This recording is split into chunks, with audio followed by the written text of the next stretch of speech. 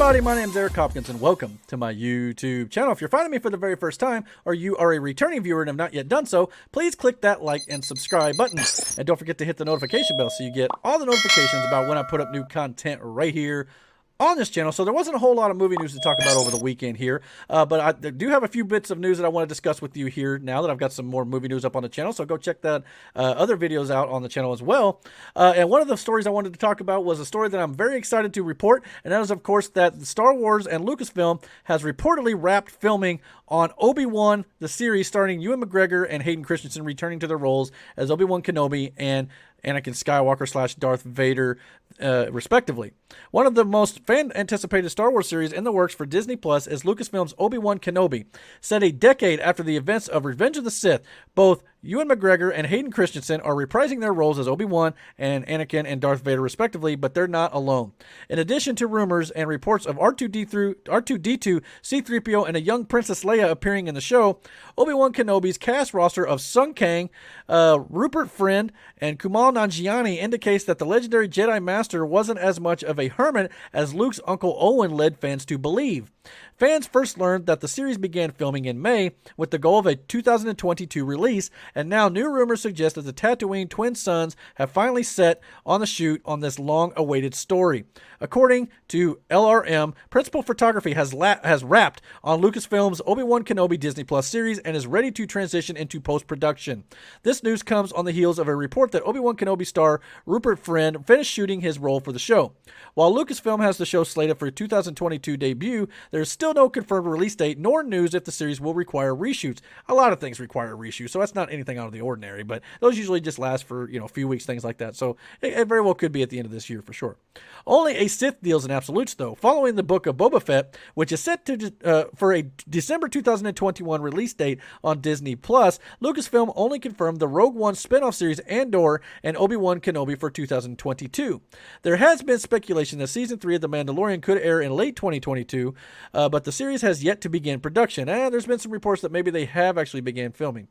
Now that Obi-Wan Kenobi has supposedly wrapped and if post-production isn't delayed, it's likely to be the first Star Wars series to stream on Disney Plus next year. However, exactly when may hinge on wanting to avoid competition with Marvel Studios' extensive list of upcoming series for the streaming service.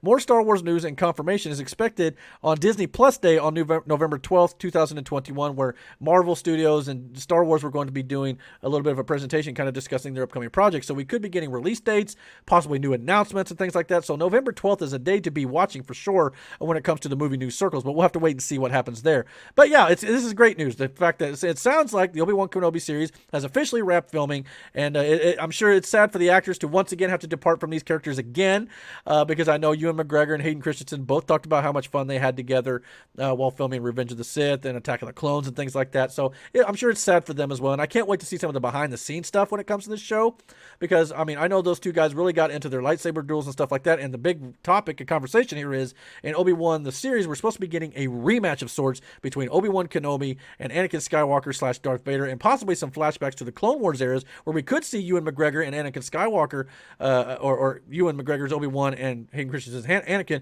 could be donning like old Clone Wars, gear and things like that from the animated show. So that could be cool to see in live action, since we're kind of bringing a lot of these animated things into live action form here lately with The Mandalorian and the Book of Boba Fett and all that sort of stuff with Ahsoka and all that sort of thing. So it'd be interesting to see that. And now I've been on record that I know Christian Harloff has talked about this over on the Schmodown Entertainment Network, the SEN network as well, about how he would like to see, and I fully agree with him, I would love to see the fact that, this show could be talking about the scene in Return of the Jedi when Luke is talking to Vader before Vader takes him to see the Emperor while they're, just talking together and Luke's handcuffed and stuff like that. And Luke's trying to turn him back to the light side.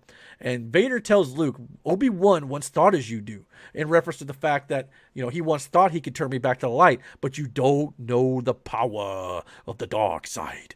I must obey my master. So when did Obi-Wan think that he could turn Vader back to the light? We have not seen that. I think this series is going to hinge on that idea. So eventually, you know, obviously there's probably going to be Inquisitors and things like that are going to be on the hunt for surviving Jedi, and one of them being Obi-Wan Kenobi himself.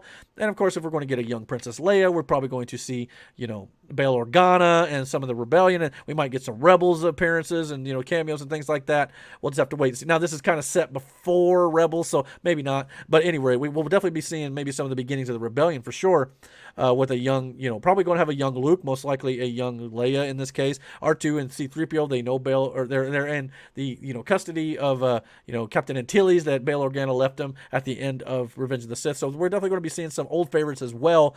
But yeah, I think this whole idea of the show is going to hinge on the fact that Obi-Wan in his soul is going to be, you know, stricken with grief and, you know, everything that he's had to deal with, and the fact that he had to basically put down his former brother, his Padawan, and Anakin. And of course, you know, he left him for dead, probably thinking he was going to die, but maybe he gets like a disturbance in the Force and he realizes Anakin's not dead, and he has to go confront him because, you know, I'm sure the guilt that he is ridden with is probably going to, you know, eat away at him, and he's going to be like, how can I leave my brother? Maybe I can turn him back. I can't just, like Luke, he didn't want to give up the fact that, you know, he couldn't turn him back. You know, he loved his father. He wants to, you know, see if he can turn him back to the light. And that's why Obi-Wan says, you know, he's more machine now than man, twisted and evil. And of course, you know, they warn him about he can't be turned back in Empire Strikes Back, and they warn him from going to Bespin and things like that. Him and Yoda both. So at one point, did they realize, you know, Vader is gone? I mean, Yoda realizes it in Revenge of the Sith, but I think Obi-Wan probably has this in his back of his mind. It's my brother. I love him. I got to try, right?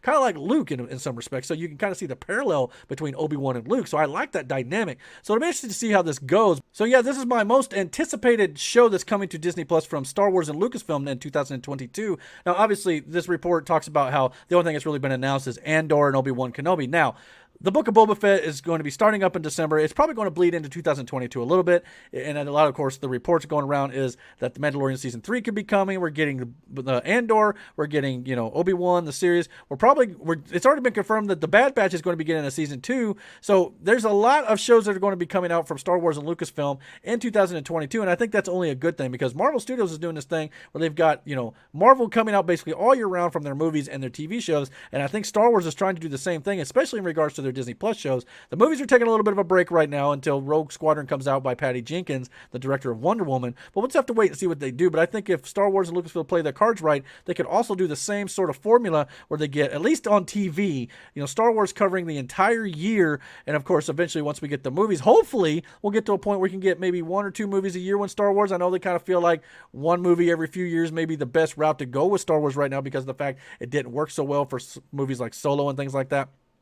But I think there's still a market there if they can tell good stories. It's just some of the movies that they were putting out, a lot of fan bases weren't really, you know, clinging to, like The Last Jedi or The Rise of Skywalker, Solo. I mean, Rogue One seemed to be a pretty good hit, but there were certain movies there where a lot of fans were just kind of like, I don't know. And a lot of people do want to wait for Star Wars, but I think if nothing else, you know, I'd like to see a Solo 2 on Disney Plus or something like that, you know, where they can continue those stories that they didn't get a chance to do sequels for on the Disney Plus streaming service. I think that would be a good place for those stories. But we'll just have to wait and see what they do. But I love the fact that Obi-Wan has apparently reportedly wrapped up filming, and it's good news to see that they're now moving into post-production, putting all those light effects on those lightsabers and things like that, and the blaster fire and all that stuff. So I cannot wait to see where they go with this. I can't wait for a trailer. I'd love to see a trailer sometime this year, but it's probably not going to happen. Probably early next year, I'd say, at the earliest, depending on when they plan on releasing this. If it's early in 2022, maybe we'll get a trailer at the end of the year, but most likely it's going to be one of those things we're not going to get to see a whole lot from this until next year. But it's right around the corner. It's only a few months away for 2022 to hit, so it won't be too much longer, and we'll hopefully be seeing much more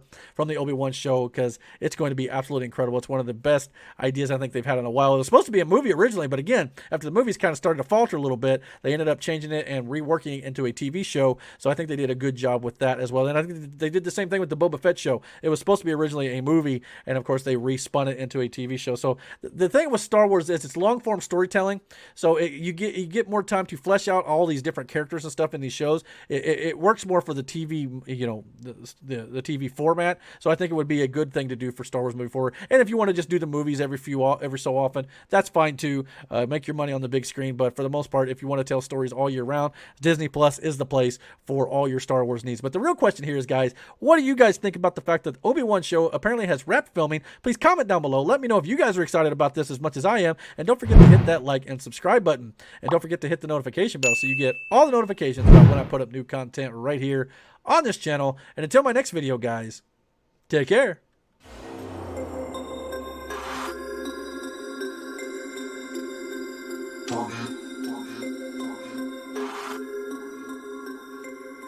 We about to turn it on.